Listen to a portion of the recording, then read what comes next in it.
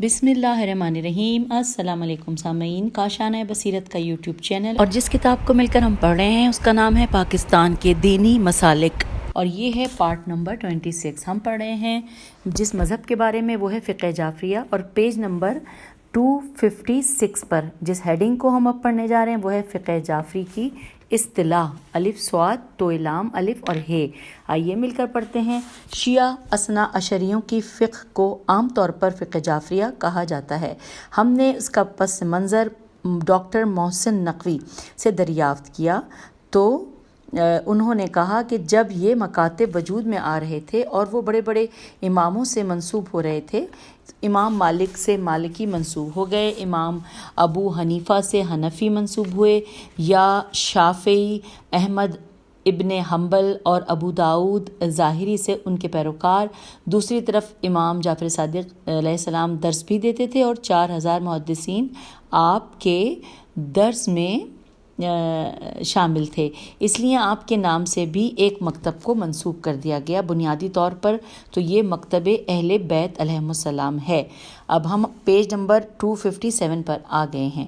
लिखा है ये अजीब बात है कि फ़िक़ही मकातिब में ये हो सकता है कि एक शख्स अपने किसी इमाम का मानने वाला हो, मसलन हनफ़ी हो, लेकिन कलामी एतबार से वो इमाम अबू हनीफ़ा का मानने वाला ना हो क्योंकि वो मरजई थे। मीम रे जीम हमज़ा छोटी है। लेकिन मुमकिन है कि वो अशअरी या मातुरीदी हो। मसलन तुर्की में अहले सुन्नत फ़िक़्ह हनफ़ी के पैरोकार हैं और कलाम में वो मातुरीदी हैं। इसी तरह मुमकिन है कि कोई शख्स फ़िक़ही एतबार से शाफ़ी हो लेकिन कोई और कलाम में मकतब रखता हो, जबकि मकतब अहले बैत अलैहिस्सलाम में ये मुमकिन नहीं है कि कोई शख्स कलामी तौर पर किसी और मकतब से ताल्लुक़ रखता हो और फ़िक़ही तौर पर किसी और मकतब से। इसलिए हमें इस बात को बहुत ही गौर से देखना चाहिए। और लिखा है कि अगर फ़िक़्ह जाफ़रिया का नाम दिया गया, गौर से देखना चाहिए कि अगर फ़िक़्ह जाफ़रिया का नाम दिया गया तो वो इसलिए कि इमाम जाफ़र सादिक़ अलैहिस्सलाम जिस ज़माने में तबलीग़ दीन फरमा रहे थे, लोगों को मसाइल के जवाब दे रहे थे, तो उससे ये समझा गया कि जैसे इमाम अबू हनीफ़ा के फ़तावा हैं इसी तरह इमाम जाफ़र सादिक़ अलैहिस्सलाम के भी फ़तावा हैं। हालांकि वो बुनियादी तौर पर फ़तवी का बयान नहीं था बल्कि नक़ल हदीस थी जिसकी सनद नबी करीम सल्लल्लाहु अलैहि वसल्लम तक पहुंची है। ये इस्तिंबात से हटकर नक़ल हदीस थी और इस्तिंबात हदीस था। फिर लिखा है मकातिब उस वक्त चूँकि शख्सियात के हवाले से मारज़ वजूद में आ रहे थे लिहाजा उसे फ़िक़्ह जाफ़रिया कहा गया। हम तो इसे फ़िक़्ह अहले बैत अलैहिमुस्सलाम कहते हैं। फ़िक़्ह अहले बैत बई मानी के शिया फ़ुक़हा कुरान और अहले बैत की रिवायात को सामने रखकर असरी तकाज़ों के मुताबिक इज्तिहाद करते हैं। तो हमने ये इज्तिहाद अलिफ जीम ते है अलिफ दाल इज्तिहाद करते हैं यहाँ तक पढ़ा। फिर अब अगली हेडिंग है कि अहले हदीस से इम्तियाज़। आइए ये भी जानते हैं। लिखा है कि अहले हदीस से शियों का इम्तियाज़ बयान करते हुए डॉक्टर मोहसिन नकवी ने कहा कि मकतब अहले बैत अक़ाइद और फ़िक़्ह में अहले बैत ही को मानने वाला है।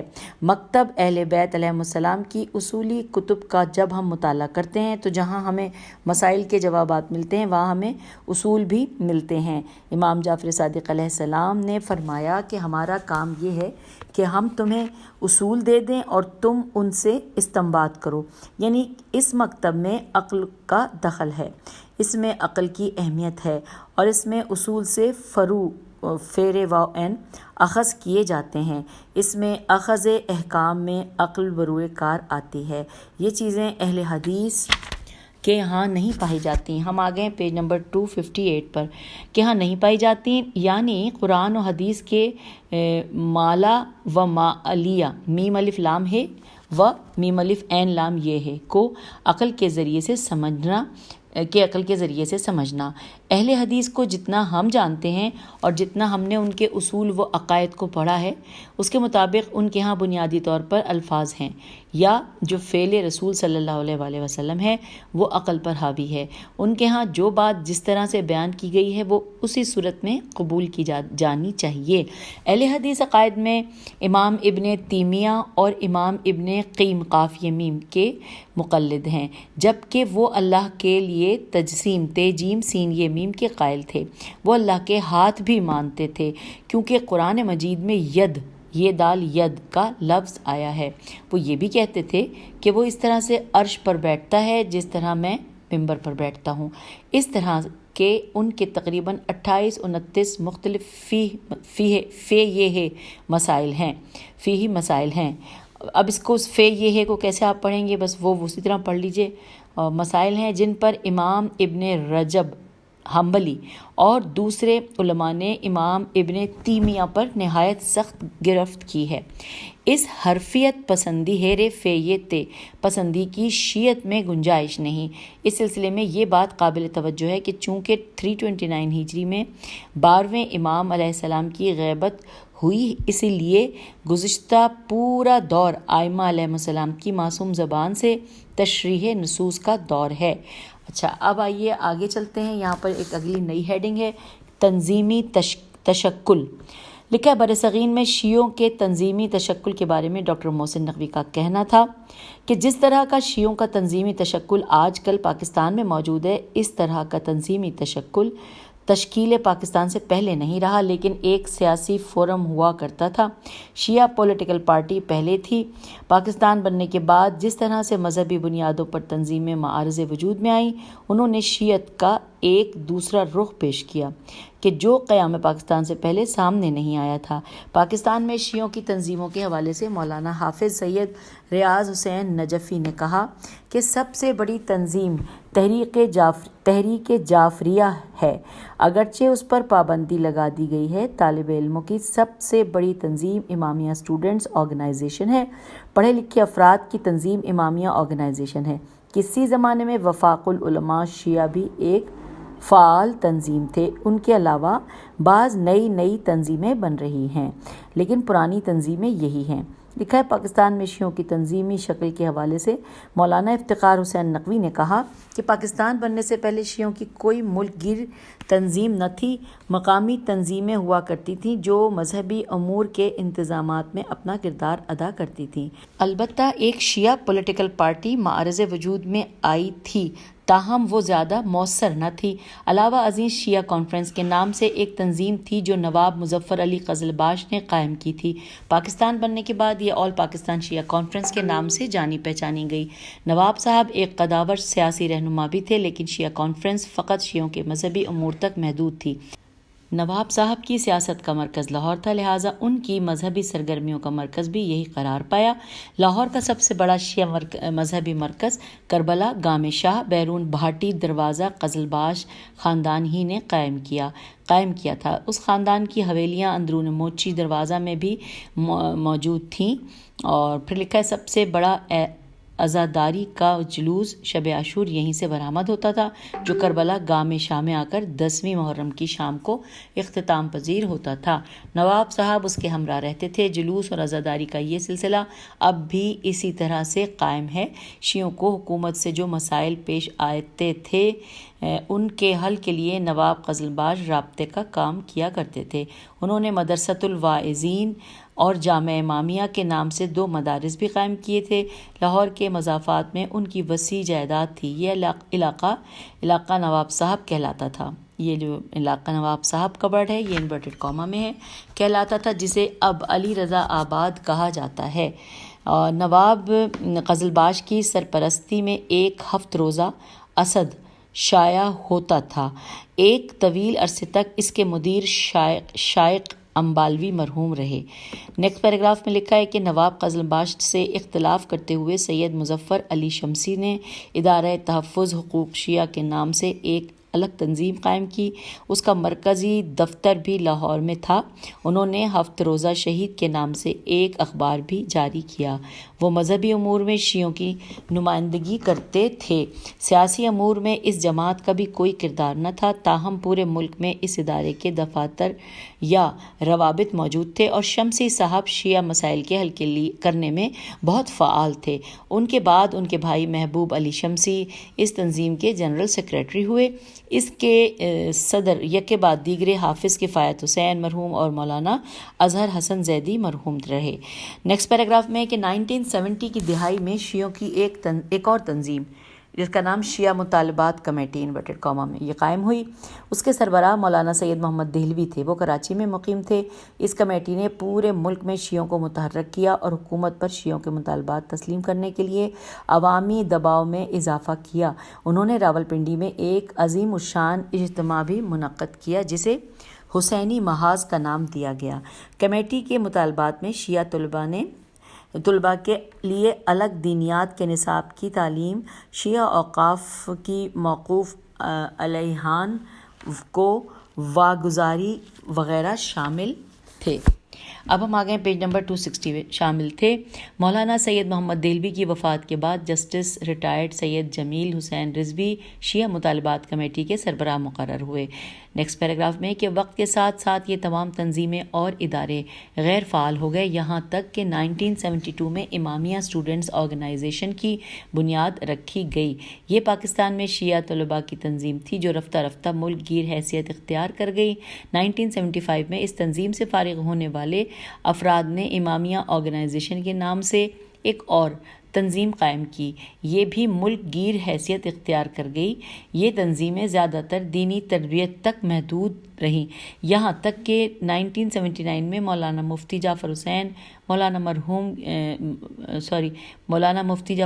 مرحوم کی قیادت میں تحریک نفاذ فقہ جعفریہ معارض وجود میں آئی۔ یہ تنظیم جنرل ضیاء الحق کی اسلامائزیشن کا نتیجہ تھی۔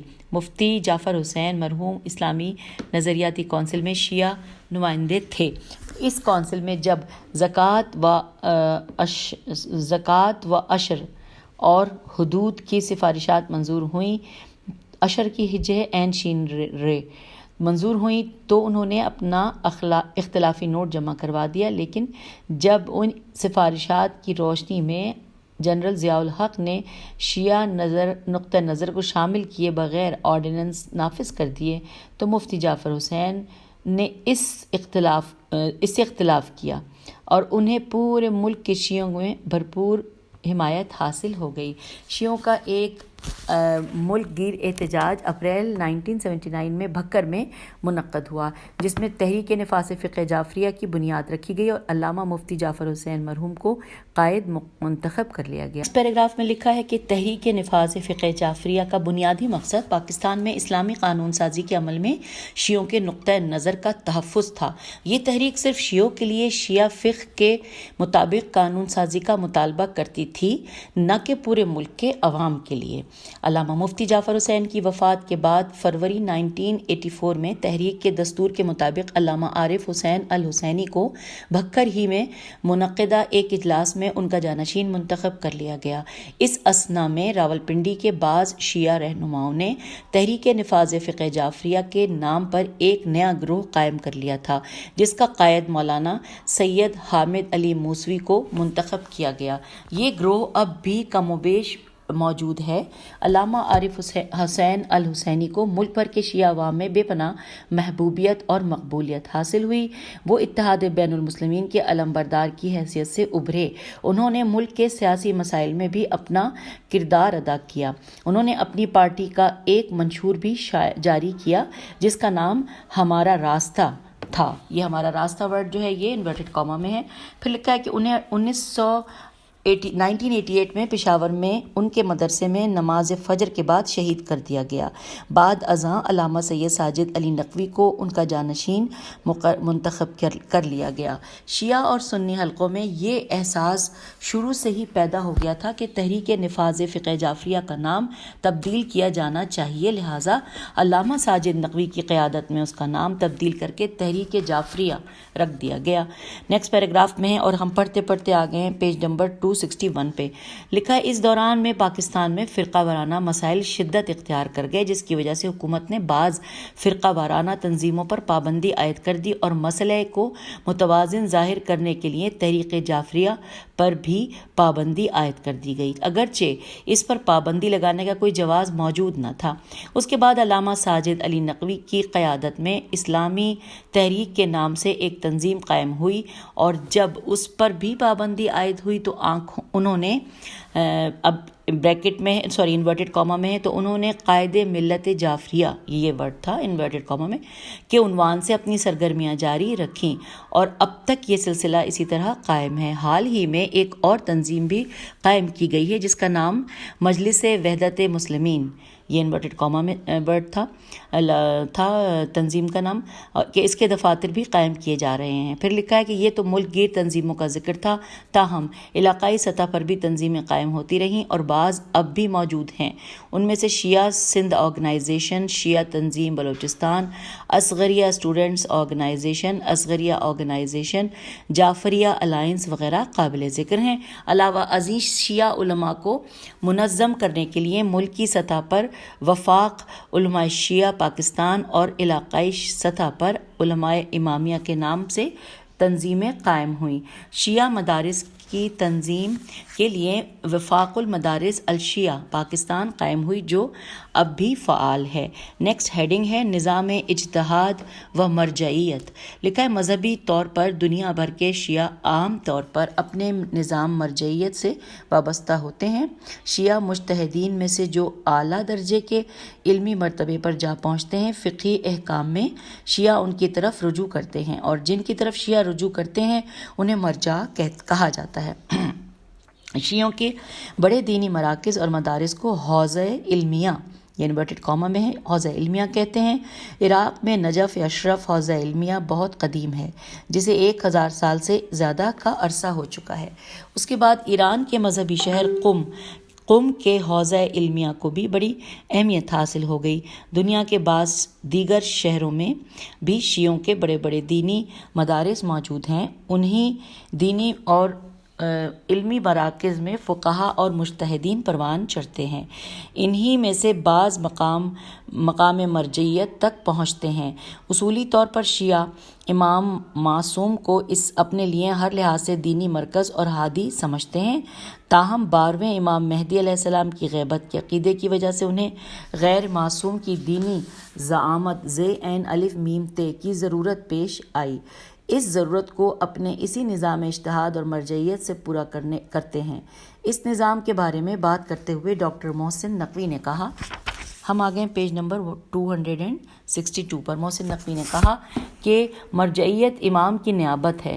امام جہاں بھی ہیں اور ان کا پیروکار دنیا کے کسی بھی کونے میں ہے تو اس پر ضروری ہے کہ وہ ان کے احکام کو مانے، ان پر عمل کرے۔ مرجع کا معنی بھی یہی ہے کہ جیسا کہ امام زمانہ علیہ السلام کی توقیع میں آتا ہے کہ ہماری غیر موجودگی میں ان لوگوں کی طرف رجوع کرو جو ہماری احادیث کو بیان کرنے والے ہیں، اس کی وجہ یہ ہے کہ ہم کسی مرجع کی بات نہیں مانتے تاوقت کہ اس کا علم نہ ہو کہ اس کے احکام کی بنیاد مکتب اہل بیت اور تعلیمات ائمہ علیہم السلام اور قرآن مجید پر ہے۔ کوئی ایسے ہی کہہ دے کہ میں مجتہد ہوں اور پھر اپنی آراء پیش کرنا شروع کر دے مکتب تشیع میں، اس کے لیے کوئی گنجائش نہیں ہے۔ نظام مرجعیت نے شیعت کو ایک طرح سے مرکزیت فراہم کر رکھی ہے، اور یہ سمجھنا بھی غلط ہے کہ مرجع کی کوئی انفرادی رائے ہوا کرتی ہے، بلکہ علماء اور مجتہدین کی ایک جماعت ہوتی ہے جو مسئلے پر غور کرتی ہے، مسائل پر بحث مباحثہ ہوتا ہے، اس کے بعد کوئی رائے مرجع کی طرف سے قائم کی جاتی ہے۔ تو یوں یہ حصہ اول مکمل ہم نے کر لیا، اور اب ہم حصہ دوم پڑھنے جا رہے ہیں۔ ہیڈنگ ہے عقائد و افکار اور پیج ہے 263۔ ساتھ ہی ایک اور ہیڈنگ ہے کہ عقائد اختیار کرنے میں غور و فکر کی ضرورت آئی ہے۔ پڑھتے ہیں، لکھا ہے شیعہ علماء یہ عقیدہ رکھتے ہیں کہ عقائد کے اختیار کرنے میں انسان کو غور و فکر اور تحقیق کا راستہ اختیار کرنا چاہیے۔ خاص طور پر اصولی عقائد میں ان کا یہی موقف ہے، جبکہ عقائد کی تفصیلات میں منقولات پر انحصار کیا جا سکتا ہے۔ چنانچہ معروف شیعہ فقیہ شیخ محمد رضا مظفر النجفی لکھتے ہیں کہ ہم اعتقاد رکھتے ہیں کہ چونکہ اللہ تعالیٰ نے ہمیں قوت فکر عطا کی ہے اور عقل بخشی ہے، تو ہمارے لیے ضروری ہے کہ ہم اس کی مخلوق کے بارے میں غور و فکر کریں اور اس کی کاریگری کے آثار پر تأمل کے ساتھ نظر کریں اور اس کی حکمت میں اطراف عالم میں اور اپنے نفوس میں اس کی آیات اور نشانیوں میں اس کی پختہ تدبیر کے متعلق تدبیر کریں۔ خدا تعالیٰ فرماتا ہے کہ بے شک ہم انہیں اپنی نشانیاں اطراف عالم اور ان کے نفوس میں دکھائیں گے تاکہ ان کے لیے واضح ہو جائے کہ وہ حق ہے۔ یہ حام میم کی آیت نمبر 53 جو ہم نے ابھی پڑھی ہے، اور اس کے بعد لکھا ہے کہ اور خداوند عالم نے اس ارشاد میں آباء و اجداد کی تقلید کرنے والوں کی مذمت کی ہے۔ وہ ہے سورہ بقرہ کی آیت نمبر 170۔ ہم ترجمہ پڑھ رہے ہیں کہ وہ کہتے ہیں بلکہ ہم اس کی اتباع کرتے ہیں کہ جس پر ہم نے اپنے آباء و اجداد کو پایا۔ اب یہ ایک اور جملہ ہے وہ بریکٹ میں ساتھ ہی لکھا ہوا ہے کہ کیا وہ اپنے آباء و اجداد کے عقائد کی پیروی کریں گے، اور یہاں پہ بریکٹ کلوز ہے، اور پھر ساتھ ہی ساتھ ابھی جملہ چل رہا ہے آیت کا ترجمہ کہ خواہ ان کے آباء و اجداد کچھ بھی نہ جانتے سمجھتے ہوں۔ یہاں پہ انورٹڈ کاما کلوز ہو گیا، یعنی سورہ بقرہ کی آیت نمبر 170 کا جو ہم نے ترجمہ پڑھا۔ اب آگے لکھا ہے کہ جیسا کہ خداوند عالم نے ان لوگوں کی مذمت کی ہے جو اپنے زن و گماں، زوئے نون زن و گمان، گاف میم الف نون زن و گمان کی اتباع اور رجم بالغیب کرتے ہیں۔ پس ارشاد ہوا سورہ انعام کی آیت نمبر 116 کہ وہ تو صرف زن و گمان کی اتباع کرتے ہیں۔ آئیے پیج نمبر 264 کی طرف ہم آ گئے، اور یہاں پر لکھا ہے کہ شیخ محمد 264 کی جانب آ گئے جی۔ لکھا ہے شیخ محمد رضا مظفر مزید لکھتے ہیں کہ حقیقت میں جو کچھ ہم اعتقاد رکھتے ہیں تو ہماری عقل ہی ہم پر واجب و ضروری قرار دیتی ہے کہ ہم مخلوق میں غور و فکر کریں اور خالق کون و مکان کی معرفت حاصل کریں، جیسا کہ وہ ہم پر یہ بھی لازم و ضروری قرار دیتی ہے کہ ہم مدعی نبوت میم دال عین چھوٹی ہے نبوت کے دعوے اور معجزے میں غور و فکر کریں، اور عقول کے نزدیک ان چیزوں میں کسی دوسرے شخص کی تقلید جائز نہیں، چاہے وہ شخص کتنا ہی صاحب قدر منزلت و صاحب اثر ہو۔ اور جو کچھ قرآن کریم میں آیا ہے کہ جس کے ذریعے غور و فکر اور اتباع علم و معرفت پر اکسایا گیا ہے، وہ عقل کی اسی فطری آزادی کو مضبوط کرنے کے لیے ہے کہ جس پر تمام عقلاء کی آراء متفق ہیں، اور وہ نفوس بشری کی معرفت و فکر کی اس استعداد کو بیدار کرنے کے لیے آیا ہے کہ جس پر ان کی جبلت و فطرت پیدا کی گئی ہے، اور وہ اذہان کو کھولنے اور انہیں ان چیزوں کی طرف متوجہ کرنے کے لیے آیا ہے کہ جنہیں عقول کی مزاج و طبیعت چاہتی ہے۔ لہٰذا ان حالات میں انسان کے لیے یہ درست نہیں کہ وہ اپنے نفس کو امور اعتقادیہ میں محمل چھوڑ دے یا تربیت کرنے والے یا دیگر افراد کی تقلید پر بھروسہ کرے، بلکہ اس پر واجب اور ضروری ہے کہ وہ فطرت عقلیہ کے مطابق کہ جس کی تائید نصوص قرآنی کرتی ہیں جستجو، تأمل، نظر و فکر اور اصول اعتقاد میں تدبر کرے، کہ جنہیں اصول دین کا نام دیا گیا ہے، کہ جن میں زیادہ اہم توحید، نبوت، امامت اور قیامت ہیں۔ اور جو شخص بھی ان اصولوں کے اعتقاد میں اپنے آباء و اجداد یا اس قسم کے لوگوں کی تقلید کرے، وہ حق سے دوری اختیار کرنے کا مرتکب ہوا ہے اور صراط مستقیم سے ہٹا ہوا ہے، اور اس کا عذر کبھی قبول نہیں کیا جائے گا۔ مختصر یہ کہ ہمارے ہاں دو دعوے ہیں۔ پہلا یہ کہ اصول عقائد میں نظر و فکر کرنا اور معرفت حاصل کرنا واجب ہے اور اس میں کسی کی تقلید جائز نہیں۔ دوسرا یہ کہ یہ وجوب عقلی ہے قبل اس کے کہ وجوب شرعی ہو، یعنی اس کا علم نصوص دینی سے سیرابی حاصل نہیں کرتا، اگرچہ یہ صحیح ہے کہ وہ اس کی معید میم واو پہ حمزہ ہے اور یہ دال معید ہیں، لیکن دلالت عقلی کے بعد وجوب عقلی کا کوئی معنی نہیں سوائے اس کے کہ عقل ہی معرفت کی ضرورت ہونے غور فکر کے لزوم و اصول لام ز واو میم لزوم اور اصول اعتقاد میں اجتہاد کرنے کو درک کرتی ہے۔ اور یہاں پر جو حوالہ ہے، حوالہ نمبر 4 لکھا ہوا ہے، جو کہ حواشی سے ہم نے پڑھنا ہے۔ تو ایک تو طریقہ یہ ہوتا ہے کہ ہم حواشی کو اکٹھا پڑھ دیتے ہیں، لیکن ساتھ ساتھ پڑھ لینے میں میرے خیال زیادہ بہتر ہے، تو میں حواشی سے آپ کو بتاتی ہوں۔ اس سے پہلے جو تھے 1 2 3 حواشی وہ ہم پڑھ چکے ہیں، جس میں ہم نے سورہ بقرہ، سورہ نام وغیرہ کے بارے میں بتایا، وہ بھی حواشی میں تھے۔ اور یہاں پر نمبر 4 ہے یہ اس کا حواشی۔ نمبر 4 میں ہے مظفر محمد رضا عقائد امامیہ، ترجمہ مولانا سید ظفر حسین نجفی، اور بریکٹ میں ہے تنظیم فدایان اکبر لاہور 1394 ہجری، اور صفحہ 12 اور 13۔ تو یوں ہم نے یہ حواشی سے آپ تک پہنچا دیا علم۔ آگے چلتے ہیں۔ اب ہیڈنگ ہے فروع دین میں تقلید۔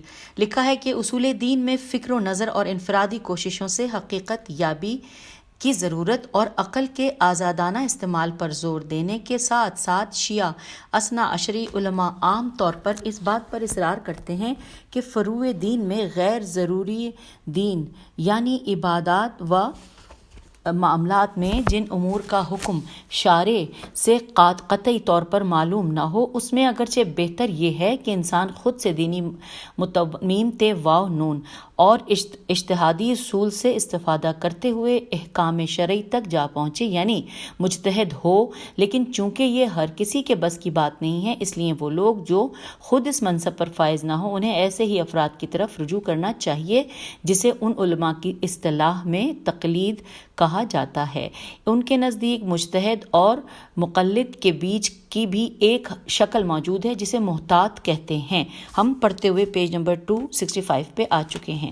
پھر لکھا یعنی ایسا شخص جو احکام شرعی میں ایسی تمام صورتوں کو بجا لائے کہ شارع کی نافرمانی اور کسی حکم شرعی سے کہ ترک کا بظاہر کوئی امکان باقی نہ رہے۔ اس مسئلے کو ہم شیخ محمد رضا مظفر کی زبانی بیان کرتے ہیں۔ لکھا ہے کہ باقی رہے فروع دین جو کہ شرعی احکام ہیں کہ جن کا تعلق اعمال و افعال کے ساتھ ہے، تو ان میں ہر شخص کے لیے نظر و فکر اور اجتہاد کرنا ضروری اور واجب نہیں، بلکہ اگر وہ ضروریات و بدیہیات بے دال یہ ہے یہ الف تے بدیہیات دین میں سے نہیں جو کہ قطع و یقین سے ثابت ہیں، جیسے نماز، روزہ اور زکوٰۃ کا واجب ہونا، تو ان میں 3 امور سے کوئی ایک واجب ہے، یا انسان مکلف بریکٹ میں لکھا ہے بالغ و عاقل، پھر لکھا ہے اجتہاد کرے، دوبارہ اس کو پڑھتی ہوں، کوئی ایک واجب ہے یا انسان مکلف بالغ و عاقل اجتہاد کرے اور ادلا احکام الف دال لام ادلا احکام میں غور و فکر کرے، بشرطے کہ وہ اس کی اہلیت رکھتا ہو، اور یا وہ اپنے اعمال میں احتیاط کرے اگر اس میں احتیاط کی قدرت و طاقت ہو، اور یا یہ کہ وہ کسی مجتہد جامع الشرائط کی تقلید کرے جو کہ عاقل و عادل ہو۔ بریکٹ میں لکھا ہے جیسا کہ روایات میں ایسے افراد کی تعریف میں بیان کیا گیا ہے کہ یعنی عربی کی لائن ہے، نیچے لکھا ہے یعنی کہ جو اپنے نفس کو گناہوں سے بچائے، اپنے دین کی حفاظت کرے، اپنی خواہشات کی مخالفت کرے اور اپنے مولا کے حکم کا مطیع و فرما بردار ہو۔ آگے نیکسٹ پیراگراف میں لکھا ہے پس جو شخص نہ مجتہد ہو اور نہ محتاط، اور پھر وہ کسی مجتہد جامع شرائط کی تقلید نہ کرے، تو اس کی تمام عبادات باطل ہیں اور قابل قبول نہیں، چاہے وہ نماز پڑھے، روزہ رکھے اور اپنی ساری زندگی عبادت میں گزار دے، سوائے اس صورت کے کہ اس کا عمل اس مجتہد کی رائے کے مطابق ہو کہ جس کی بعد میں وہ تقلید کرے، اور وہ اپنے اعمال قصد قربت سے بھی بجا لاتا رہا ہو۔ اب یہاں پر ہم نے آپ کو حوالے تک پہنچانا ہے۔ نمبر 5 حوالہ ہے، نوٹ کر لیجئے، یہ ہے مظفر محمد رضا عقائد امامیہ، ترجمہ مولانا سید ظفر حسین نجفی، بریکٹ میں لکھا ہے تنظیم فدایان اکبر لاہور 1394 ہجری، اور صفحہ نمبر ہے 14۔ یہ وہی ہے جو 4 کا تھا، لیکن صفحہ نمبر فرق ہے۔ اچھا، اس میں ساتھ ساتھ یہ بھی لکھا ہے، وہ بھی میں آپ تک پہنچا دوں کہ شیخ محمد رضا مظفر کی عقائد الامامیہ جو عربی میں ہے، یہ کتاب کا نام ان بریکٹ لکھا ہوا ہے، جو عربی میں ہے، ہمارے پاس اس کا موجود نسخہ دار الغدیر لبنان بیروت کا شائع کردہ ہے، جس پر سال اشاعت درج نہیں۔ البتہ اردو ترجمے کے لیے ہم نے مولانا سید صفدر حسین نجفی کے ترجمے پر انحصار کیا ہے، جو پاکستان کے شیعہ علماء میں بہت احترام رکھتے ہیں۔ تو یہ میں نے آپ تک پہنچا دیا حوالہ، جو کہ نمبر 5 تھا۔ اب آئیے ہم واپس اپنی اس ریڈنگ کی جانب آ جاتے ہیں کہ جہاں سے ہم حوالے کی طرف گئے تھے۔ جی اب یہاں لکھا ہے کہ ہیڈنگ آ گئی ہے کہ نظری اور عملی مسائل۔ شیخ محمد حسین آل کاشف الغتا نے اپنی معروف کتاب اصل الشیعۃ والاصولھا، یہ بریکٹ میں ہے، اصل الشیعۃ والاصولھا میں عقائد اور احکام کی بحث میں وارد ہونے سے پہلے مجموعی طور پر تمام مسائل کو 5 کلیات پر تقسیم کیا ہے۔ نمبر 1 ہے خالق کی معرفت، نمبر 2 اس کے مبلغ کی شناخت، نمبر 3 مسائل عبادت اور طریق عمل کی پہچان، نمبر 4 نیکیوں کا حصول اور برائیوں سے اجتناب، نمبر 5 معاد اور سزا و جزا کا انعقاد۔ میم عین الف دال معاد اور سزا و جزا کا انعقاد، یہ 5 تھے۔ اس کو پڑھتے پڑھتے ہم آگئے پیج نمبر 266 پر۔ لکھا ہے ان کلیات کے پیش نظر وہ دین کے 2 شعبے قرار دیتے ہیں۔ اب یہاں پہ 2 شعبے جو ہیں وہ انورٹڈ کاما میں لکھے ہیں، پہلا لکھا ہے نظری اور دوسرا عملی، جو ان کے نزدیک اسلام اور ایمان کے مترادف ہیں۔ یہ اسلام اور ایمان کا ورڈ بھی انورٹڈ کاما میں ہے۔ پھر لکھا ہے اس کے بعد وہ لکھتے ہیں کہ توحید، نبوت اور معاد اسلام کے 3 بنیادی رکن ہیں۔ اگر کوئی شخص ان ارکان میں سے کسی رکن کا منکر ہو تو نہ وہ مسلمان ہے نہ مومن، اور اگر ان ارکان پر ایمان لے آئے تو اس کا شمار مسلمانوں میں ہوگا اور اسے مسلمانوں کے جملہ حقوق حاصل ہوں گے، لیکن حسب تصریح۔ اب یہ جو حسب تصریح کے بعد ورڈ ہے وہ انورٹڈ کاما میں ہے اور عربی میں ہے، لیکن اس کے آگے لکھا ہے کہ قلبی اعتقاد، زبانی اقرار اور ارکان پر عمل کرنے کا نام ہے ایمان۔ یہ ہم نے اس کا ترجمہ پڑھ لیا۔ پھر لکھا ہے کہ لفظ ایمان سے ایک خاص مفہوم پیدا ہو جاتا ہے اور اسی کے ساتھ مزید ایک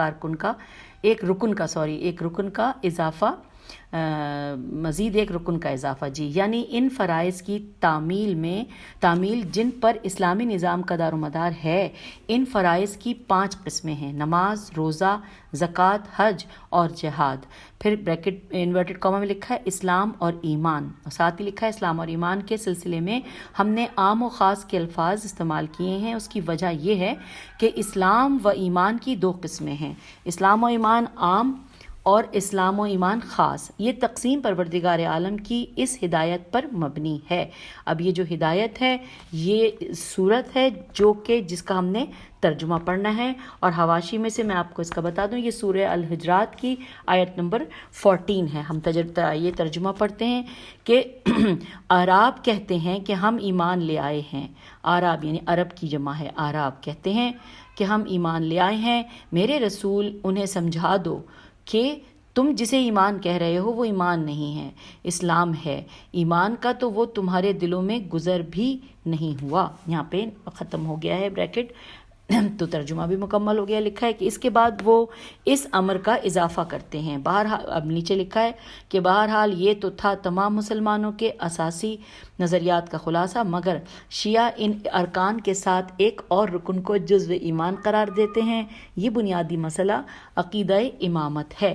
اب یہاں پہ حوالہ نمبر 7 ہے۔ حوالہ نمبر 7 میں لکھا ہے، میں آپ کو پڑھ کے حواشی سے بتا رہی ہوں کہ آل کاشف الغطا محمد حسین، اصل و اصول شیعہ، ترجمہ سید ابن حسن نجفی، پھر بریکٹ میں ہے شعبہ تبلیغات تحریک جعفریہ پاکستان، سن ندارد، اور یہاں پہ بریکٹ کلوز ہو گیا ہے۔ اس کے بعد صفحہ نمبر 115 سے لے کے 118 تک۔ اب آئیے آگے چلتے ہیں۔ لکھا ہے امامت کے بارے میں شیعہ نظریے کی وضاحت بعد میں آئے گی، البتہ ہم یہاں پر اس بات کا بھی اضافہ کر دیں کہ شیعہ توحید کے موضوع پر بات کرتے ہوئے عدل کو اصول مذہب میں سے قرار دیتے ہیں اور الگ سے اس پر گفتگو کرتے ہیں، اگرچہ وہ عدل کو صفات الہی میں سے ایک جانتے ہیں۔